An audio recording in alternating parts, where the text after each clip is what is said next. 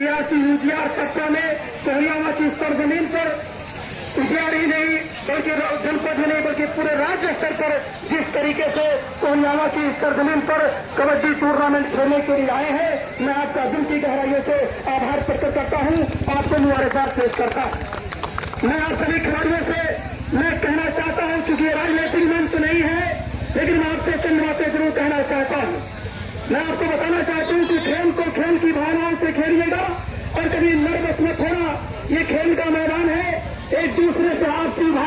भाईचारगी के साथ खेल को खेलना। और मैं आप सबको इस खेल के साथ मैं आपको बताना चाहता हूं, मेरे इस इलाके के तमाम ऐसे नौजवान साथी खड़े हैं, मैं आप सबसे कहना चाहता हूं कि इस खेल के मैदान के साथ साथ आप राजनीतिक मैदान को भी ख्याल रखिएगा, क्योंकि आने वाला समय जिस तरीके से आज पूरे जनपद में जो राजनीतिक परिस्थितियां हैं, बड़ी विपरीत परिस्थितियां हैं, ऐसी परिस्थितियों पर हमारे हम जैसे नौजवानों के कंधों पर भी कुछ जिम्मेदारियां हैं कि ये जो राजनीतिक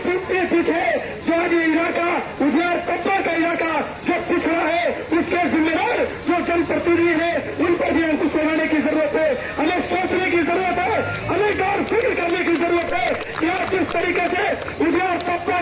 का जो नेतृत्व है ऐसे लोगों के हाथों में है, जो आप देख रहे हैं कि बस से बस्तर है, यहाँ तक कि इंडिया मार्ग का हैंडपंप नहीं है, रोडवेज की बसें नहीं है, सोनियावा जैसे क्षेत्र को तहसील का दर्जा नहीं है, नगर पंचायत का दर्जा नहीं है, समस्याओं का मार्ग लगा हुआ है। ऐसे में हम नौजवानों की जिम्मेदारी बनती है कि हमें राजनीतिक पीठ पर भी ध्यान देना होगा। आने वाले समय में राजनीतिक पीठ के जो खिलाड़ी है उनको भी देखना होगा। आप देख रहे हैं जिस तरीके से थाने का एक सिपाही, एक दरोगा, एक झंडा जब पटकता है तो हम लोग नर्वस हो जाते हैं, क्योंकि हमारा जो प्रभुत्व करने वाला कोई नहीं है। लोग कहते हैं कि थाने पर चलाने के नाम पर जिस तरीके से वसूली हो रही है, ब्लॉक में जन्म प्रमाण पत्र के नाम पर, मृत्यु प्रमाण पत्र के नाम पर अमेरिका वसूली की जा रही है। मैं सवाल करता हूं कि आप लोगों ने जिन जनप्रतिनिधियों को चुना है और उनकी भी जिम्मेदारी बनती है कि जिस तरीके से थाने पर चलानी वसूली जा रही है, जिस तरीके पर से जन्म प्रमाण पत्र के नाम पर, मृत्यु प्रमाण पत्र के नाम पर, राशन कार्ड के नाम पर जिस तरीके से अमेरिका वसूली की जा रही है, उन पर भी अंकुश लगाने की जरूरत है। मैं आप सबसे अपील करना चाहता हूं कि जिस तरीके से आप लोगों ने अपना जनप्रतिनिधि चुना है, उनको भी ध्यान में रखना कि आने वाले समय में जो